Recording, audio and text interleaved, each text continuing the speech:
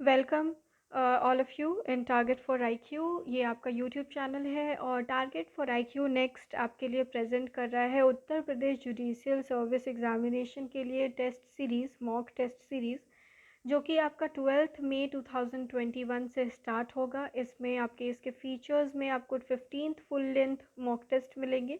PDF format में रहेगा, Telegram channel पे मिलेगा। इंग्लिश मीडियम का ये टेस्ट है, हिंदी मीडियम भी बहुत जल्दी लॉन्च हो जाएगा। बट ये जो टेस्ट सीरीज़ है, जो डेमो टेस्ट सीरीज़ अभी मैं आपको दिखाऊंगी, वो इंग्लिश फॉर्मेट में है और 12 मई से इंग्लिश फॉर्मेट में टेस्ट सीरीज़ स्टार्ट हो जाएगा। अब ये देख लीजिए कि यूपी जुडिशल सर्विस एग्जामिनेशन में जो आपके क्वेश्चंस होते हैं वो 10 सब्जेक्ट से जनरली क्वेश्चन पूछे जाते हैं और आपको प्रैक्टिस हमेशा करने की बहुत ही ज़्यादा ज़रूरत है। एमसीक्यू और प्रिलिमिनरी एग्जामिनेशन में जितने ज़्यादा आप एमसीक्यू सॉल्व करोगे उतना ज़्यादा आपको एज मिलेगा दूसरे लोगों से। तो इसमें देखिए, इसके फीचर्स में लैंडमार्क जजमेंट्स, लेटेस्ट जजमेंट से भी क्वेश्चंस आपके रहेंगे और सबसे इम्पॉर्टेंट ये बात है कि सल्यूशन भी प्रोवाइड किया जाएगा। सल्यूशन कहने का ये मतलब कि सिर्फ आपको आंसर की नहीं, बल्कि ये भी बताया जाएगा कि वो उस आंसर का ऑप्शन जो है वो पर्टिकुलर ऑप्शन क्यों है, विथ इम्पॉर्टेंट फैक्ट्स जो एसोसिएटिव फैक्ट्स होंगे आपके क्वेश्चन के। तो ये इम्पॉर्टेंट हो जाएगा क्योंकि ये ओवरऑल आपको एक पर्टिकुलर टॉपिक के बारे में, एक पर्टिकुलर जो क्वेश्चन है उसके बारे में ओवरऑल अंडरस्टैंडिंग दे के जाएगा। ठीक है।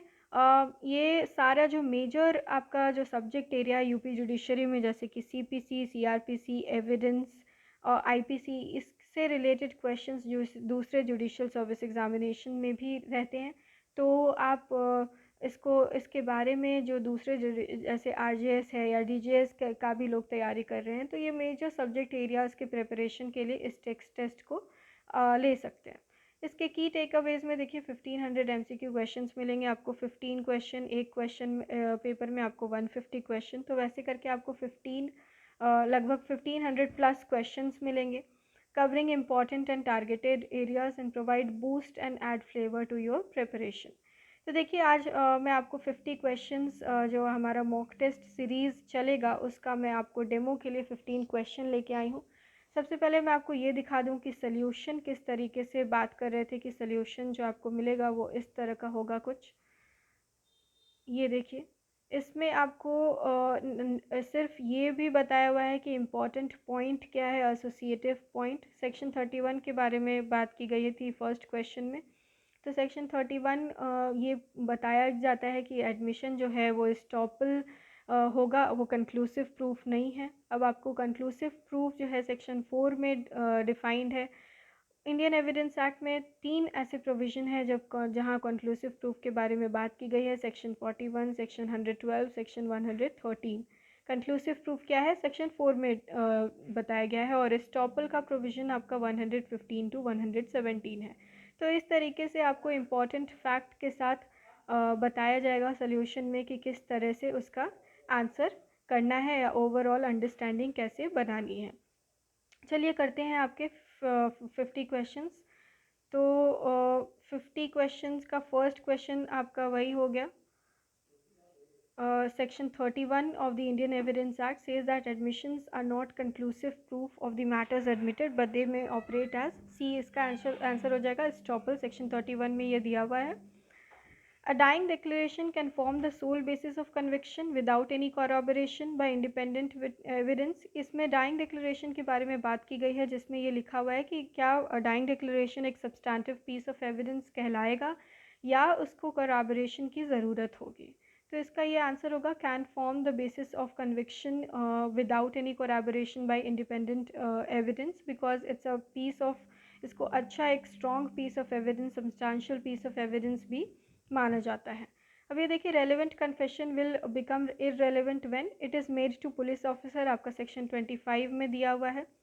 अब ये देखिए, इसमें क्वेश्चन है, A is accused of murder of B by pistol alleged to be purchased on 15th September at Dehradun। A makes a statement that on 15th September he was at Lucknow, now at not at Dehradun। A statement is a relevant fact under। तो आप section 11 में देखे होंगे, plea of alibi के बारे में बात की गई है और ऐसे फैक्ट्स जो कि इनकन्सिस्टेंट हैं, फैक्ट्स इन इशू और रेलिवेंट फैक्ट से। और फैक्ट इन इशू और रेलिवेंट फैक्ट को वैसे फैक्ट जो हाईली प्रोबेबल और इम्प्रोबेबल बनाते हैं तो उस फैक्ट को हम रेलिवेंट मानते हैं सेक्शन 11 में। तो इसका आंसर हो जाएगा section 11। Under section 8 of the Indian Evidence act motive, preparation, conduct, ये तीनों ही रेलिवेंट माना जाता है। क्वेश्चन 6 देखिए, क्वीन एम्प्रेस वर्सेस अब्दुल्ला का केस बहुत ही इंपॉर्टेंट केस है आपका, कंडक्ट में आता है सेक्शन 8 के अंदर। इसमें देखिए क्वेश्चन में मोटिव भी दिया हुआ है, प्रिपरेशन भी, कंडक्ट भी। यहाँ पे कंडक्ट इसका आंसर होगा, वो थ्रोट कटने के बाद उसका जो कंडक्ट था परपेट्रेटर्स ऑफ द क्राइम का, वो रेलिवेंट फैक्ट यहाँ पे बात की गई है। ये देखिए, which of the following statement is not relevant in case where A is tried for murder.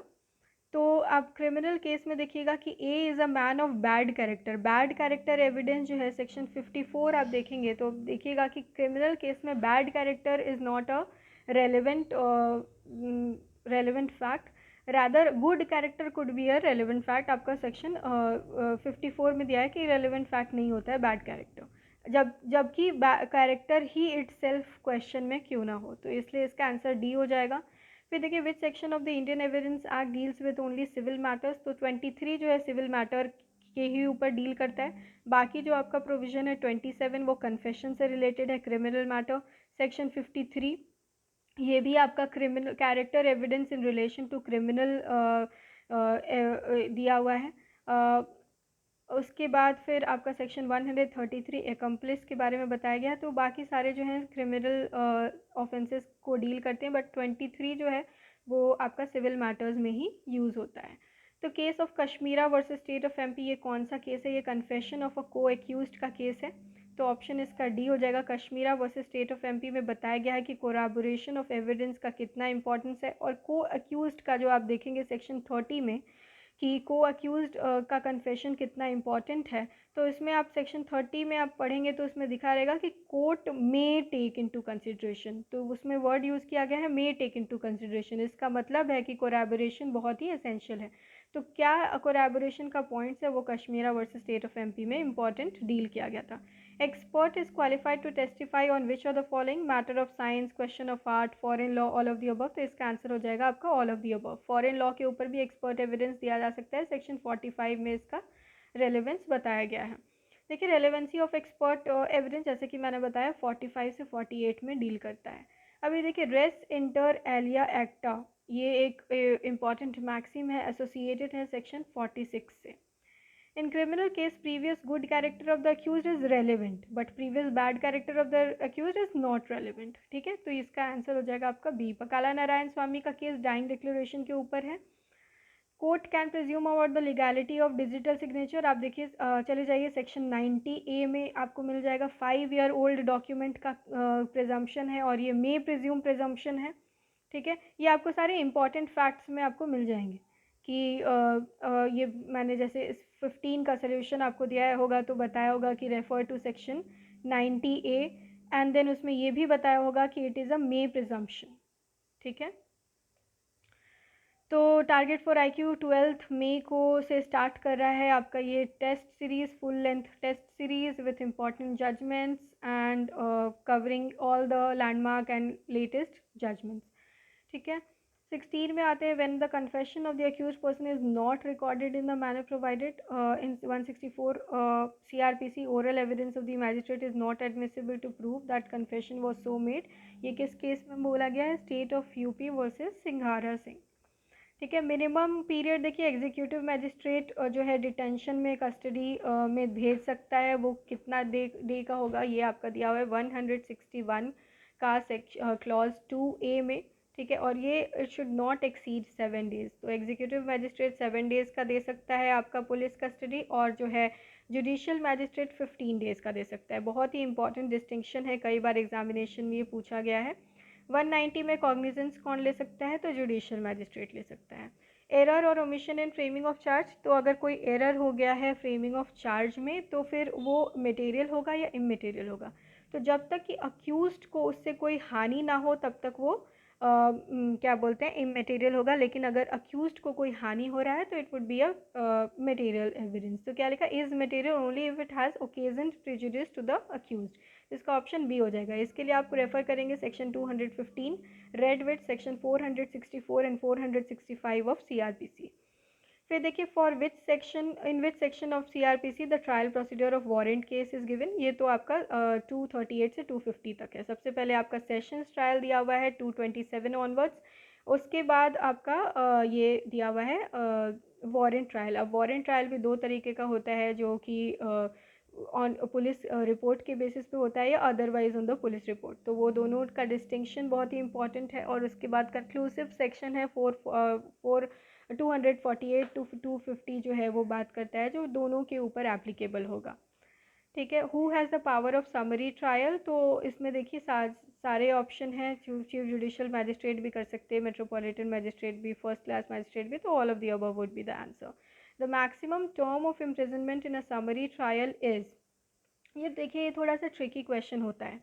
इसमें देखिए 261 में अगर आप देखेंगे तो जो है अगर एक ऐसे मैजिस्ट्रेट ऑफ सेकंड क्लास जिसके पास भी पावर है कि वो 6 महीना तक का केस देख सकता है, उन लोगों को एम्पावर किया जा सकता है कि वो समरी ट्रायल को देखें। लेकिन बात अगर करें कन्विक्शन की, तो कन्विक्शन के टाइम पे वो 3 मंथ्स की ही कन्विक्शन, 3 मंथ्स की ही इम्प्रिजनमेंट दे सकते हैं। ये आपका सेक्शन 262 में दिया गया है। ठीक है।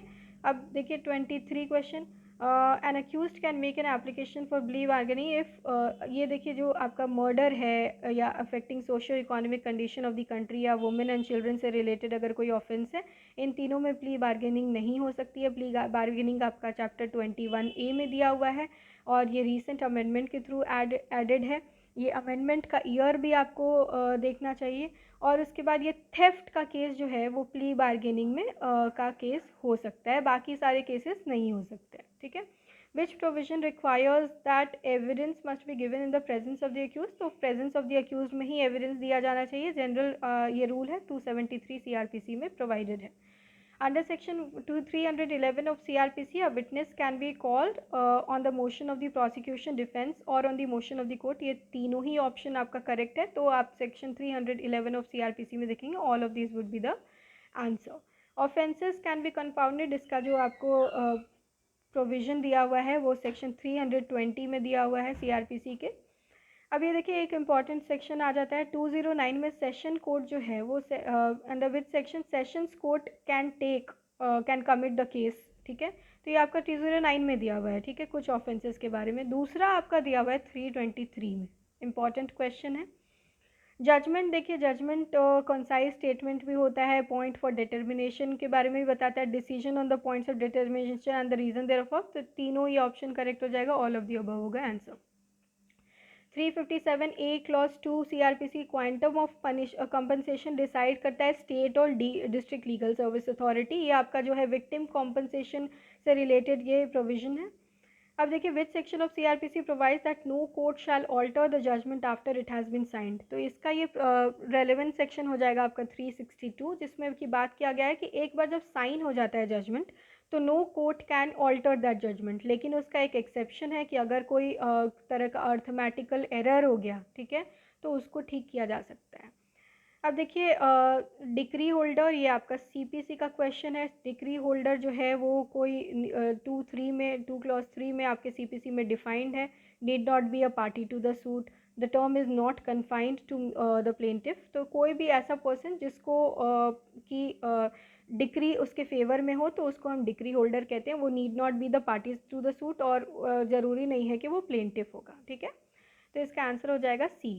For instituting a suit against government के अगेंस्ट सूट अगर आप करते हो तो उसके पहले नोटिस आपको देना पड़ता है। ये आपका प्रोविज़न कहाँ दिया हुआ है, सेक्शन 80 में दिया हुआ है CPC के, और ऑर्डर 27 में दिया हुआ है। ठीक है, इसमें रिक्वायर्ड मंथ है 2 मंथ्स, लेकिन अगर एग्जीक्यूशन प्रोसीडिंग है गवर्नमेंट के अगेंस्ट तो उसमें जो है 3 मंथ्स का वेटिंग पीरियड होता है, 3 मंथ्स, और तभी आप एग्जीक्यूशन प्रोसीडिंग में एग्जीक्यूट कर सकते हो प्रॉपर्टी को।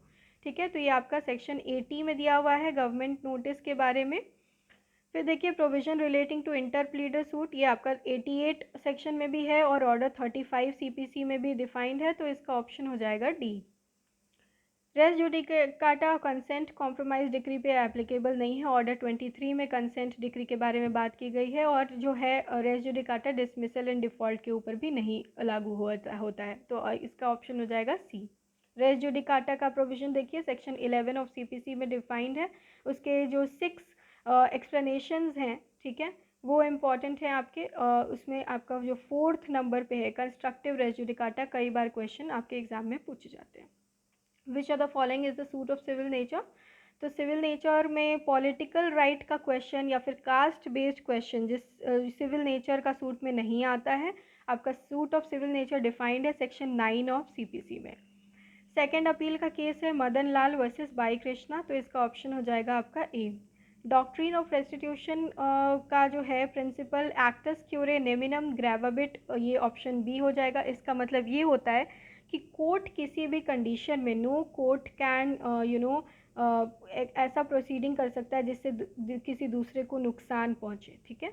तो ये रेस्टिट्यूशन का प्रिंसिपल आपका है ग्रेवाबिट वाला, और ये सेक्शन 144 ऑफ सीपीसी में डिफाइंड है। ये देखिए यूपी अमेंडमेंट ऑर्डिनेंस से रिलेटेड है, तो इसका आपका आंसर हो जाएगा 103 सीपीसी। उसके बाद चलिए विच वन सॉरी इसका आंसर इसका आंसर जो है 115 सीपीसी है, ठीक है। Which on the following sections of the CPC provides exemption of certain women from personal appearance. तो ये 132 में आपके दिया हुआ है। 132 और 133 दोनों ही बहुत इंपॉर्टेंट है, कई बार एग्जामिनेशन पॉइंट ऑफ व्यू से ये बहुत ही इंपॉर्टेंट हो जाता है। इनहेरेंट पावर सभी को पता होगा 151 सीपीसी में प्रोवाइडेड है और ये रिवाइजेबल होता है, तो 41 का हो जाएगा आपका बी ऑप्शन। इसमें देखिए मैच द फॉलोइंग करना है आपको। 2.5 में फॉरेन कोर्ट सही, 2.6 में फॉरेन जजमेंट भी दिया हुआ है, लीगल रिप्रेजेंटेटिव 2.11 में है, मीन प्रॉफिट जो है वो सेक्शन 2 क्लॉज 12 में दिया हुआ है, इसीलिए ये नॉट करेक्टली मैच है। Option D would be the correct answer. अभी देखिए judgment under section 2(9) of the CPC means a decree, dismissal of appeal summarily, statement of grounds of an order और डिक्री। तो जजमेंट का मतलब होता है statement of ground of an order और decree. अब देखिए लीगल रिप्रेजेंटेटिव में कौन नहीं आते हैं, तो लीगल रिप्रेजेंटेटिव ऐसे लोगों को कहते हैं जो which they have the power to intermeddle with the property, ठीक है। तो ऑफिशियल असाइनी और receiver are near the keepers of the property, ठीक है। So they could not be considered as a legal representative.